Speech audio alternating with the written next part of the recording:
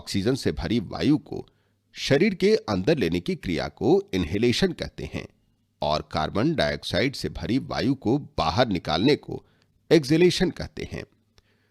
बगैर सांस लिए हम अधिक देर तक जीवित नहीं रह सकते हैं। जब हम वायु को अंदर लेते हैं यानी कि इनहेल करते हैं, तब ये हमारे नॉस्ट्रिल्स में से नेजल कैविटी में चले जाती है। नेजल कैविटी से वायु वेंट पाइप या श्वास नाली में जाती है, जिसे ट्रेकिया भी कहते हैं।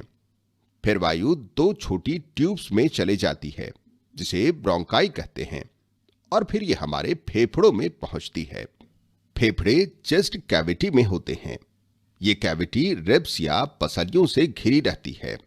एक बड़ी मांसल चादर की तरह संरचना जो डायफ्राम कहलाती है, वह चेस्ट कैविटी को आधार प्रदान करती है। ब्रीदिंग यानी कि श्वसन में डायफ्राम और रिब केज या पंजर की गति भी शामिल होती है। जब डायफ्राम नीचे की ओर जाता है तो इससे चेस्ट कैविटी बढ़ जाती है। हमारे शरीर में वायु नॉस्ट्रिल्स से प्रवेश करती है।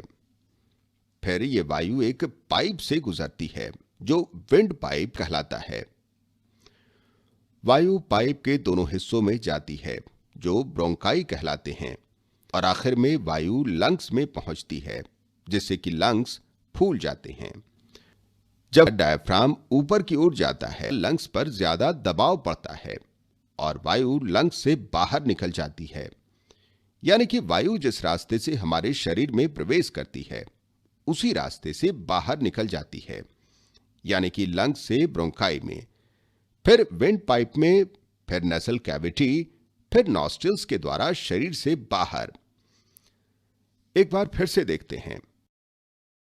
ऑक्सीजन से भरी वायु शरीर में लेने को इनहेलेशन कहते हैं।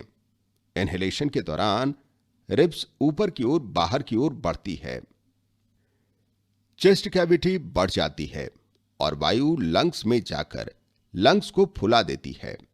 कार्बन डाइऑक्साइड से भरी वायु को शरीर से बाहर निकालने की प्रक्रिया को एक्सहेलेशन कहते हैं।